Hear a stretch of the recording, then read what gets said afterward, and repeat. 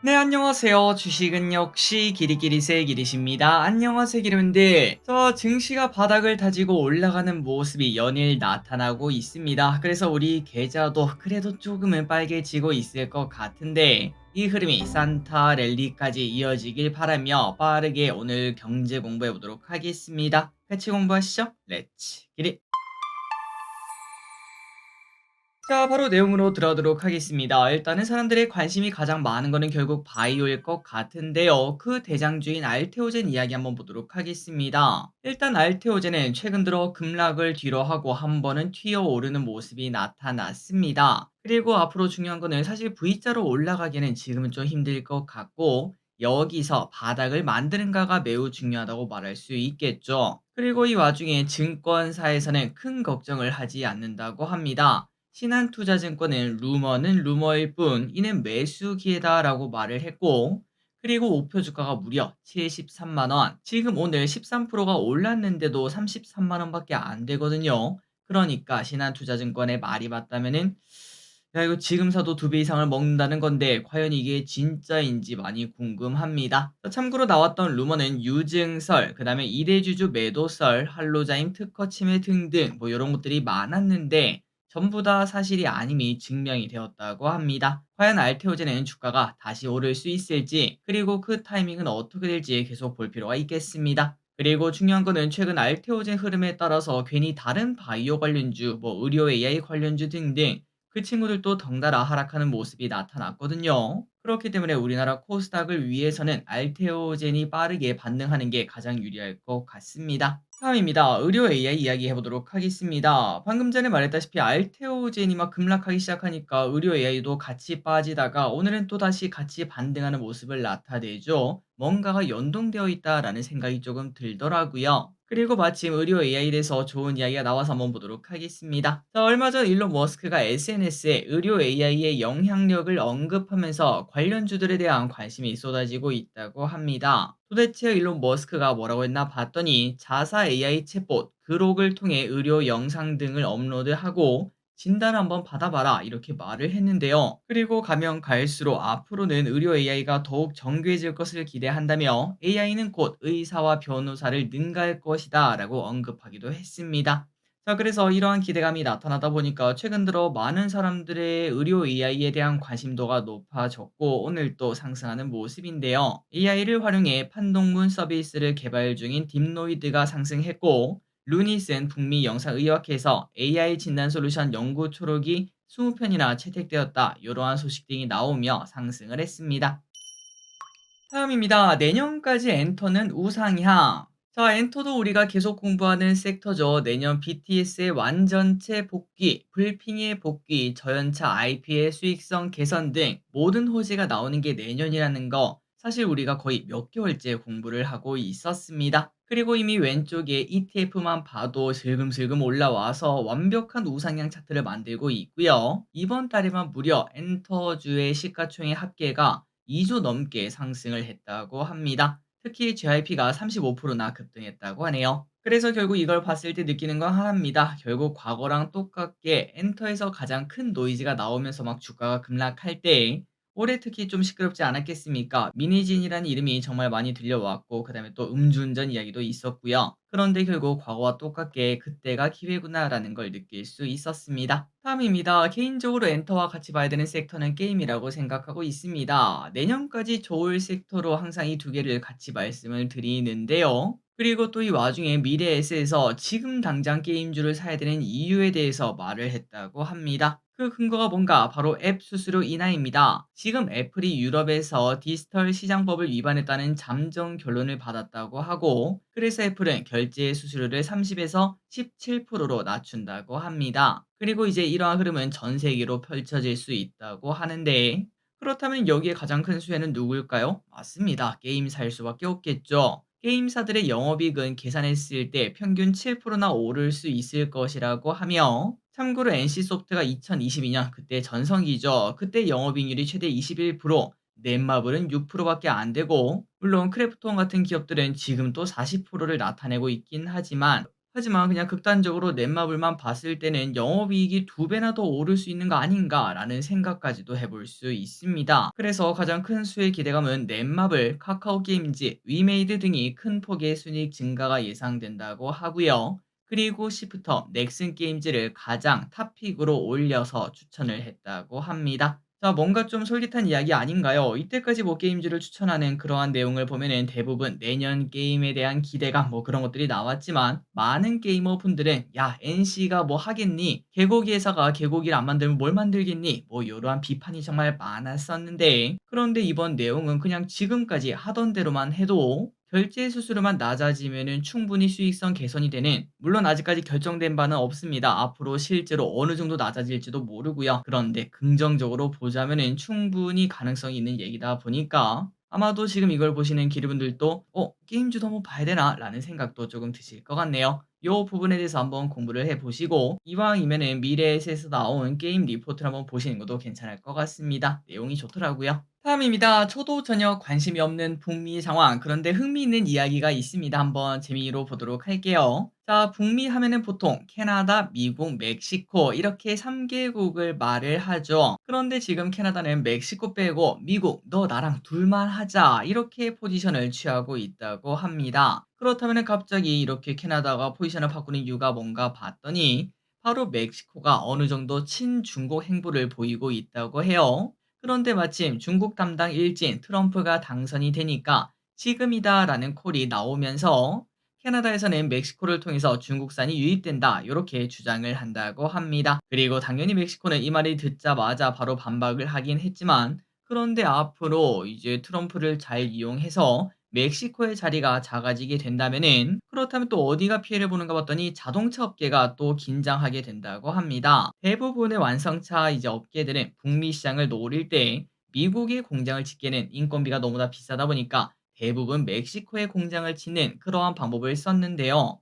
그런데 갑자기 야, 트럼프 어디로 튈지 모르죠. 멕시코에 관세를 때리거나 그런 일이 생기게 되면은 자동차 업계가 또다시 난리가 날 수도 있다고 합니다. 그래서 앞으로 어떤 식으로 흘러갈지 요 부분도 관심 있게 보도록 하고, 그리고 캐나다와 멕시코가 미국 없이 못 사는 이유도 확실하다고 하네요. 두 나라 전부 미국 수출 의존도가 70%가 넘는다고 합니다. 다음입니다. 실업급여 지급액 월 170만 원 돌파. 자, 여러분들의 꿈도 똑같으신가요? 제 주변 직장인분들의 공통된 꿈을 한번 들어보면 딱 하나밖에 없었습니다. 아, 실업급여 받으면서 1년만 쉬고 싶다. 이런 생각을 정말 많이들 하시는데, 그런데 어느덧 실업급여 평균 지급액이 월 170만 원을 돌파했다고 합니다. 자, 이는 뭐 당연하겠죠. 전반적인 임금 상승이 나타나다 보니까 실업급여도 올라가게 되는 건데요. 또한 신청자도 10월 기준 8만 9천 명으로 역대 10월 중 가장 많았다고 합니다. 그리고 이 이유는 먹고 살기 힘든가라는 생각도 들었지만, 건설업계가 조금 불황 아니겠습니까? 그래서 건설 일용직 신청이 많았다고 하네요. 자, 다만 최근 들어 아마 여러분들 알고 계실 거라고 생각합니다. 실업급여 악용 사례가 생각보다 많다고 하는데요. 그러다 보니까 고용노동부는 6회 이상 구직급여 수급 시 지급액을 반토막 내는 고용보험법 개정안을 국회에 제출한 상태라고 하는데, 이것도 어떻게 흘러갈지 한번 볼 필요가 있겠습니다.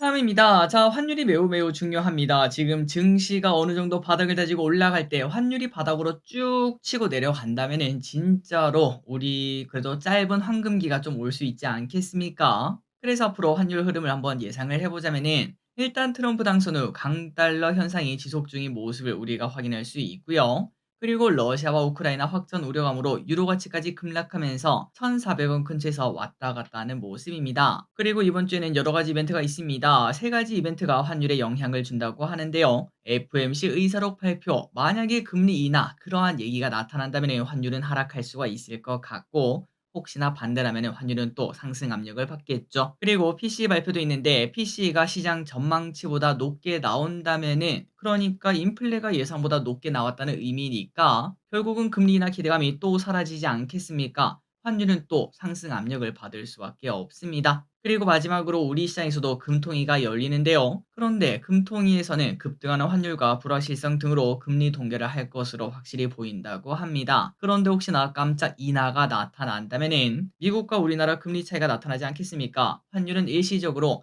1,410원까지 급등할 가능성도 있다고는 하지만 아마도 금통위에서는 당연히 동결을 하지 않을까라는 생각이 드네요. 제가 환율을 예측할 수 있는 사람은 아니지만 그래도 개인적인 짧은 생각으로는 환율은 당연히 하락할 거라고 생각합니다. 환율을 지금 현재 위에 받치고 있는 이유는 결국은 트럼프 당선에 대한 그러한 걱정, 그리고 금리 인하가 조금 밀릴 것 같다는 걱정이지만 결국은 금리 인하 몇 개월 밀려봐야 결국은 인하를 할 것이고, 트럼프 당선 걱정도 이제 막상 당선이 되는 내년 1월에 취임 아니겠습니까? 그때가 되면은 이 부분은 좀 해소가 되지 않을까? 그렇다면은 우리나라는 내년 초 봄까지는 증시가 쭉 올라가면서 환율이 떨어지는 그러한 모습을 저는 현재 그리고 있습니다. 포함입니다. 삼전 어느덧 57,200원까지 왔네요. 6만 전자 가능할지.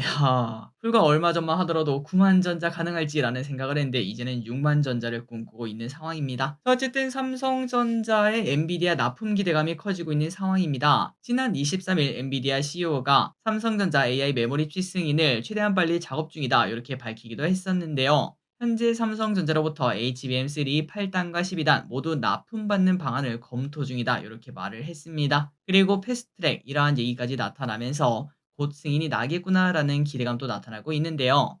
하지만 일각에서는 너무 낙관적으로 생각하지 말라고 합니다. 이제 설령 통과가 된다고 하더라도 과연 주가가 크게 오를 수 있을까라는 걱정도 나타나고, 그리고 이러한 발언조차도 전략적 차원일 수도 있다고 하는데요. 엔비디아는 지금 말 그대로 급할 게 하나도 없는 상황이다 보니까 품질 인증 간소 같은 타협을 절대 할 이유가 없다라고 하며, 그냥 단순히 공급망을 관리하기 위한 전략적인 언급으로 이해해야 된다 이러한 이야기도 있다고 합니다. 과연 삼성전자는 이제 엔비디아에 좀 납품을 하게 될 수 있을지, 지금은 완전 하이닉스에게 뒤처진 모습인데 다시 또 따라잡는 모습이 나타날지 계속 볼 필요가 있겠습니다. 그리고 언젠가 하이닉스를 따라잡았다 그러한 얘기가 나타난다면은 그때는 진짜 구만전자 노려볼 수 있겠죠. 다음입니다. 사실 같은 가격이면은 절대 안 살 것 같은 중국산 전기차. 그런데 내년 1월부터 비아디를 시작으로 3천만 원대 전기차가 몰려온다고 합니다. 참고로 캐스퍼 일렉트릭 그 캐스퍼 전기차 있죠. 그게 2,990만 원인데, 그런데 비아디에서 3천만 원대 전기차를 꺼낸다고 하면은 당연히 비아디에서는 그거보다 좀 더 가격이 비싸니까 더 좋은 차가 와야 될 것 같은데요. 어떤 차가 오는가 봤더니 바로 비아디에서는 세단 C 그리고 SUV 아토3를 출시할 것으로 보인다고 합니다. 자, 과연 중국 전기차는 한국에서 선택을 받을 수 있을지, 일단 금액이 어떻게 책정되는가가 매우 중요할 것 같은데,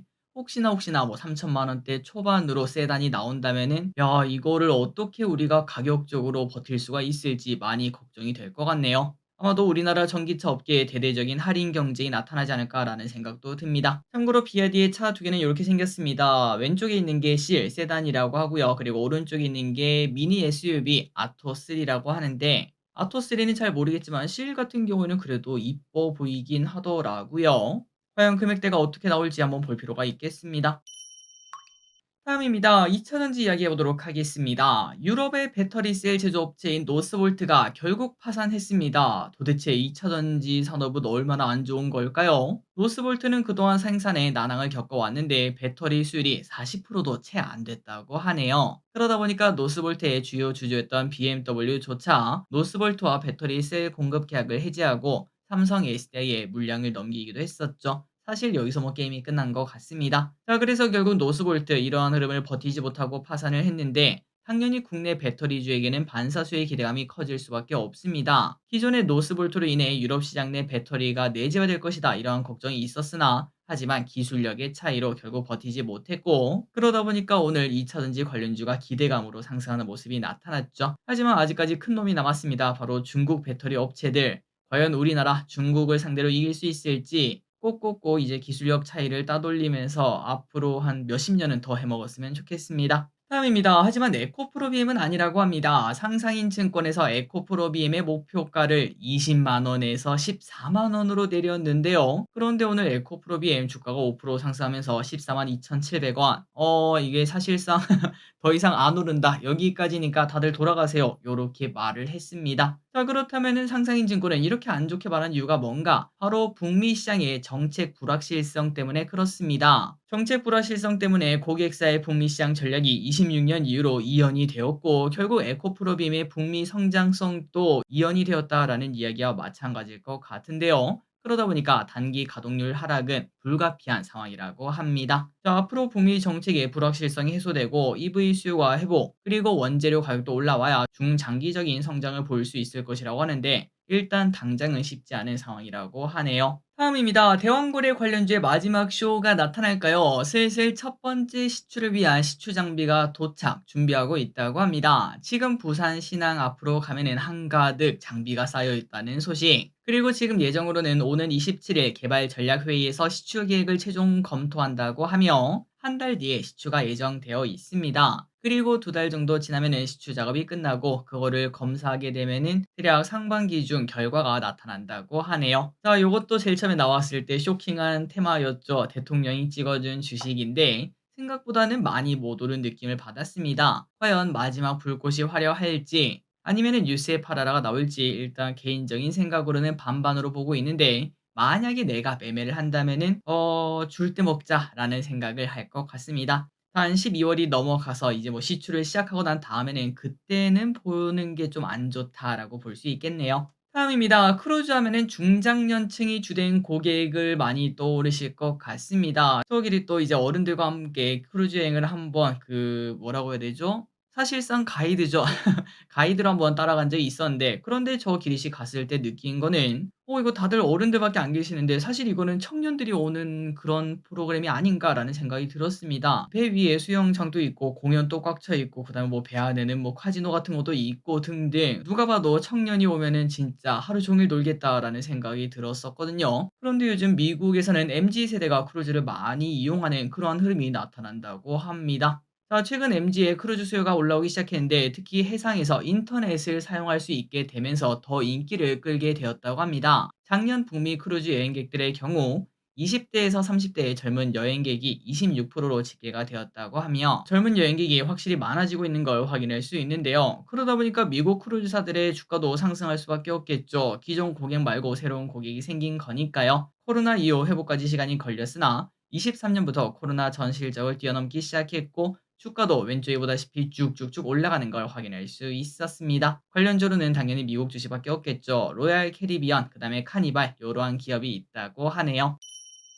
다음입니다. 중국에서 무비자 입국을 허용한 지 얼마 되지 않았는데 또 호재가 주말 사이에 나왔죠. 무비자 입국 기한을 30일로 늘린다는 이야기가 나왔습니다. 원래는 15일인데 30일로 늘리게 되었고 거기에 무비자 방문 목적에 교류 방문까지 추가가 되었다고 하는데요. 그래서 오늘 아침부터 여행 관련주가 반짝 상승하는 모습이 나타났으나 하지만 개인적으로 이게 길게 갈 수 있을지는 잘 모르겠습니다. 그리고 매번 중국 이야기할 때마다 나오는 얘기죠. 진짜 수혜는 게임이랑 엔터 여기가 될 수 있으니까 그거를 계속 관심 있게 봐야겠네요. 다음입니다. 앞으로 찜질방이나 숙박업소에서 청소년이 신분증을 위조하고 속이고 들 경우 영업자들의 행정처분이 면제가 될 수 있다고 합니다. 관련 개정안은 내년 1월 입법이 예고되어 있는데요. 물론 신분 확인 의무를 다하긴 해야겠죠. 그럼에도 불구하고 작정하고 속이는데 우리가 어떻게 안 넘어가겠습니까? 그렇게 억울하게 영업정지 처분을 받는 경우도 있었는데 그런데 이를 예방하는 방법이 드디어 나온다고 합니다. 물론 면제를 받기 위해서는 CCTV 자료, 그다음에 진술 등 여러 사정이 확인되어야 되지만